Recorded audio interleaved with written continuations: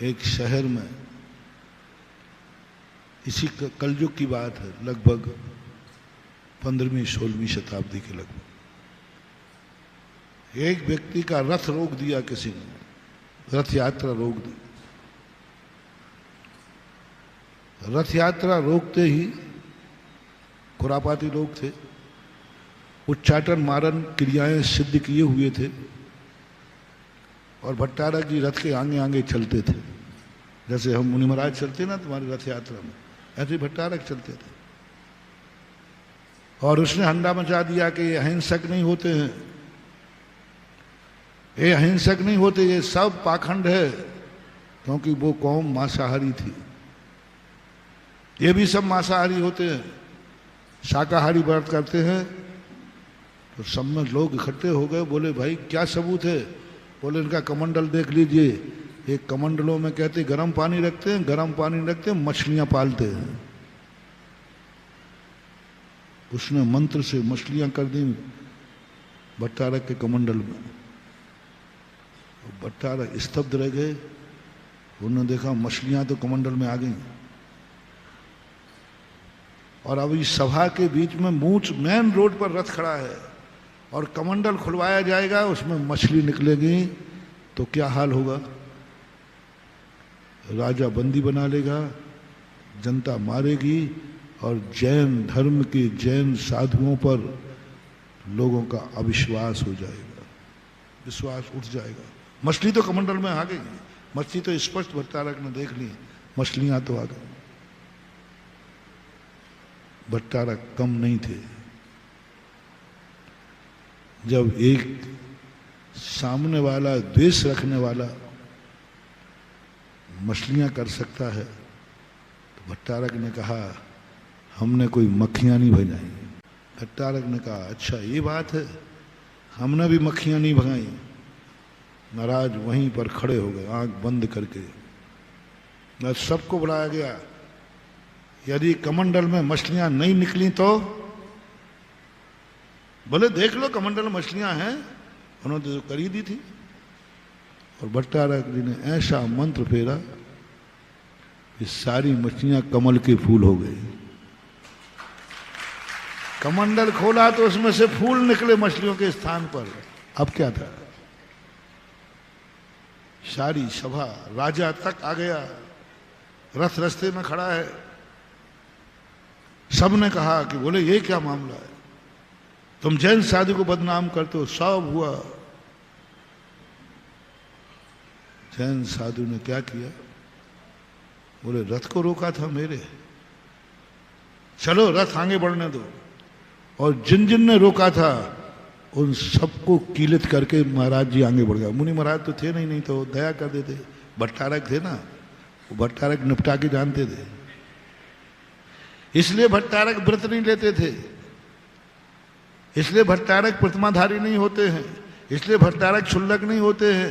इसलिए नहीं क्योंकि कभी मौका पड़ने पर निपटना भी पड़ता है। और वृत्ति बन जाओ तो सीमाएं हो जाएंगी, क्षुल्लक जी बन जाओ तो सीमाएं हो जाएंगी, और महाराज बन गए तो सारी सीमाएं में कुछ नहीं बच खड़े।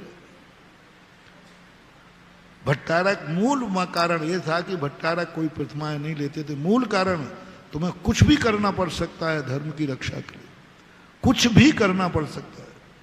भट्टारक को सब प्रकार की छूट, जैसे बने तैसे, राजा को वश में करके बने तो करो, मंत्र से बने, तंत्र से बने, जैसे बने, धर्म की और शास्त्रों की रक्षा होना। भट्टारकों ने बहुत गजब का काम किया है। यदि उस समय भट्टारक भेष न होता तो आज जनवाणी नहीं होती, आज मुनि मार्ग नहीं होता, मुनि धर्म नहीं होता। उन्होंने इतनी ताकत लगाई, इतनी ताकत लगाई, सब कुछ करने की छूट उन्होंने दी। उन्होंने कहा हमें नहीं चाहिए प्रतिमाएं, हम धर्म की रक्षा करेंगे, हम नहीं बनेंगे मुनि, लेकिन हम मुनियों की रक्षा करेंगे।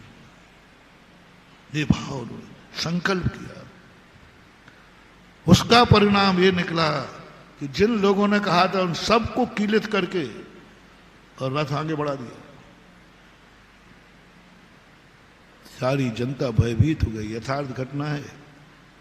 सारी जनता भयभीत हो गई और जो कीले हुए थे वे ना तो अब हिल रहे हैं ना डुल रहे हैं, सब खड़े हैं। बड़ा सड़क में जाम लग गया।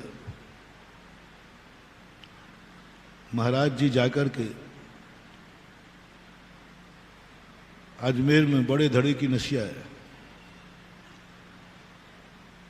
वहां नीचे एक दो तलघर हैं, उन तलघर में जाकर के बैठ गए और जैसे बैठे सब लोग आ गए, महाराज क्षमा करो गलती हो गई, क्षमा करो गलती हो गई। बोले साधु किसी से नाराज नहीं होता। तो साहब वो सब कीले थे, बोले उनसे सबसे कहो जहां से कीले थे वहां से दंडवत लगाते हुए यहां आवे। हुआ वह घटना घटी। सारी दुनिया के रथ बंद हो जाते हैं, आज उस सड़क पर आज भी कभी रथ बंद नहीं होता। तो दुनिया में कहीं रोक नहीं देते, आज भी वहां के लोग रथ जब आता है, जैन रथ, फूलों की टोकरी चढ़ाते हैं, फूल चढ़ाते। आज भी चढ़ता है रथ, वो कहीं किसी के भी सामने मस्तक नहीं झुकाते, किसी के सामने मस्तक नहीं झुकाते किसी का, बल्कि सब जाते हैं वहां, सबके दरवाजे जाते ही बाजे बंद हो जाते हैं, कुछ भी नहीं होता। लेकिन उस दिन के बाद जब दिगंबर जैन रथ रुकता है, जाता है, उनके बाजे बंद नहीं होते और सारे ट्रस्टीगण फूल की टोकरी लाकर के रथ को चढ़ाते हैं, तब राज आगे निकलता है। मैं भी 2-3 जलूस कर चुका हूं वहां के, मैंने अपनी आंखों से देखा। मैंने कहा ये लोग फूल, और बड़े साष्टांग नमस्कार करते हैं, ऐसा फूल की टोकरी करके भगवान के सामने रख देते, रथ के सामने।